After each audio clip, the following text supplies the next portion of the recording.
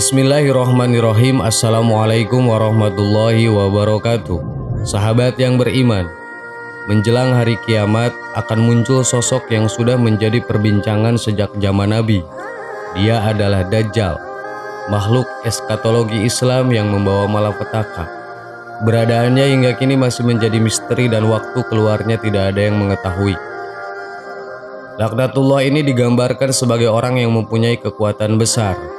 Ia memiliki kemampuan menghidupkan orang mati, menyembuhkan orang sakit, membawa sungai, memunculkan kesuburan, serta menurunkan hujan, bahkan membawa surga dan neraka.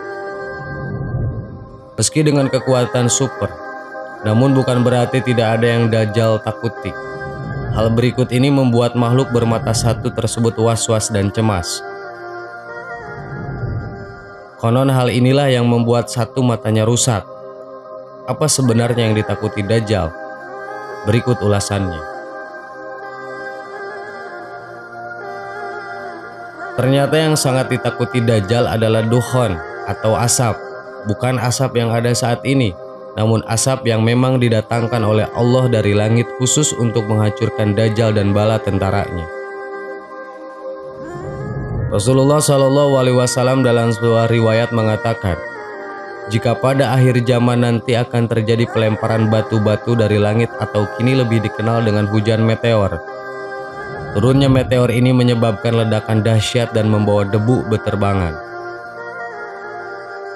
Dari Ibnu Umar bahwasannya Rasulullah SAW bersabda, akan terjadi pada umat ini atau umatku, perawi ragu-ragu lapal mana yang lebih benar, gempa dahsyat atau pengubahan bentuk atau pelemparan batu-batu dari langit atas para pengikar takdir.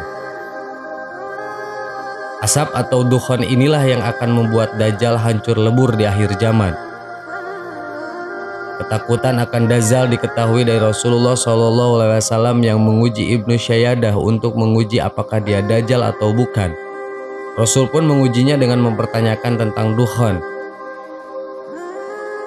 Imam Ahmad dalam musnadnya meriwayatkan bahwa Abu Dzar radhiyallahu an berkata, kemudian Rasulullah bertanya kepadanya, Ibnu Syayyad, sesungguhnya saya menyembunyikan sesuatu kepadamu.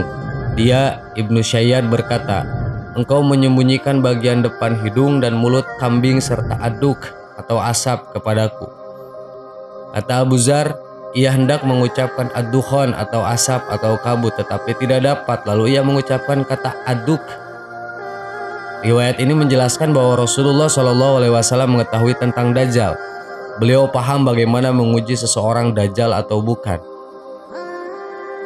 Terlepas bahwa Ibnu Syayyad itu Dajjal atau bukan, bahwa perkara yang paling ditakuti Dajjal adalah munculnya dukhon. Dengan munculnya dukhon inilah maka Dajjal menjadi terhapus atau cacat, yaitu buta sebelah. Terdapat tulisan kafir di dahinya.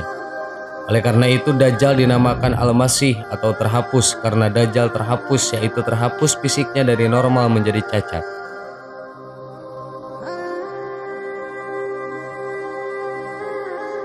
Sahabat yang beriman, semoga informasi ini menambah pengetahuan kita terhadap musuh Allah ini. Hendaknya selalu membentengi diri dengan iman, serta melakukan amalan-amalan yang menjauhkan diri dari fitnah Dajjal. Pengetahuan yang benar hanya milik Allah Subhanahu wa Ta'ala. Silakan berkomentar pada kolom di bawah ini untuk menambah referensi. Wassalamualaikum warahmatullahi wabarakatuh.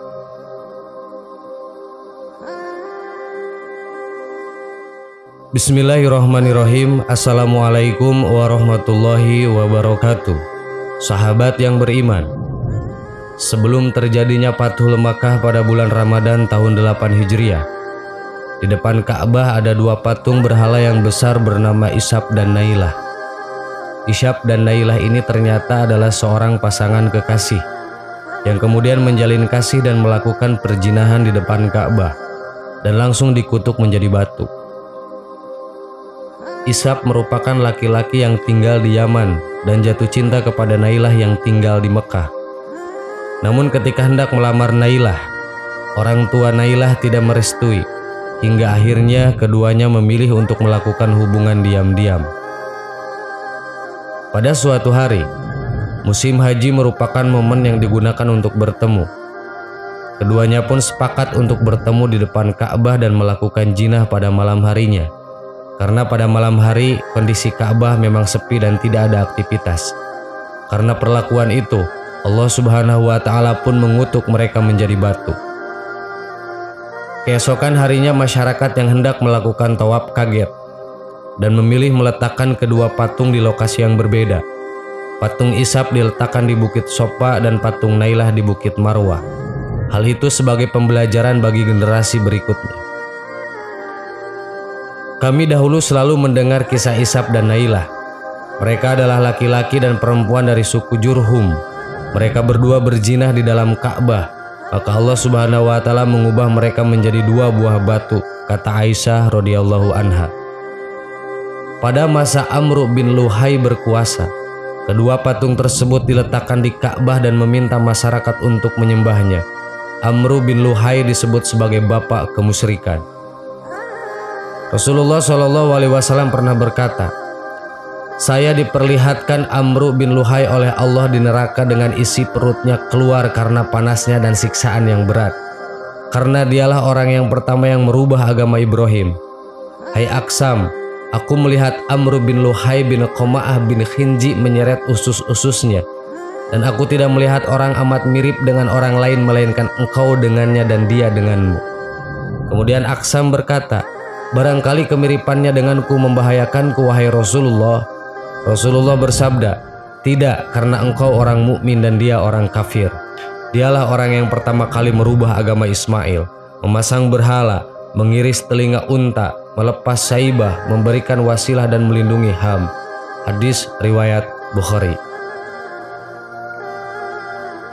Dikisahkan Amr bin Luhai sebenarnya adalah orang yang sangat baik hati. Masyarakat Mekah saat itu pun menganggapnya sebagai seorang ulama. Namun Amr bin Luhai tak memahami betul ajaran agama Ibrahim. Suatu hari ia pergi ke Syam untuk berniaga di Balqa.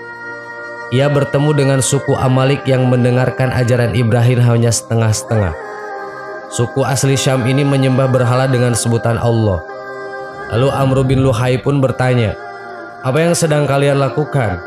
Lalu dijawab, "Patung-patung inilah yang memberi kami makan, minum, dan kekuatan, sebagai penolong tatkala dimintai pertolongan, serta pemberi hujan tatkala diminta hujan, dan yang paling penting bisa mendekatkan diri kepada Allah." Setelah melakukan pembicaraan, Amr bin Luhai meminta salah satu patung, dengan alasan di Mekah saat itu sedang kesulitan air. Patung bernama Hubal itu pun dibawa Amr bin Luhai ke Mekah. Sejak saat itu, Amr bin Luhai memerintahkan agar masyarakat membuat patung dengan ciri khas sukunya masing-masing. Dan Hubal merupakan patung yang paling dihormati oleh semua suku. Patung Wud untuk suku Kai, patung Suwa untuk suku Hujail, patung Yaguz untuk suku Toy, dan patung Ya'uk untuk Hamajan dan Yasar. Keduanya sebagai oleh-oleh dan cenderamata bagi jamaah yang melakukan ibadah haji. Proses kejahiliahan ini berlangsung selama 5 abad, sebelum akhirnya Rasulullah SAW datang dan membebaskan proses kemusyrikan itu di abad ke-8 Hijriah. Sahabat yang beriman, semoga bermanfaat dan menjadi ilmu untuk kita semua agar jauh lebih mendekatkan diri kepada Allah Subhanahu wa Ta'ala. Amin. Wallahu a'lam. Wassalamualaikum warahmatullahi wabarakatuh.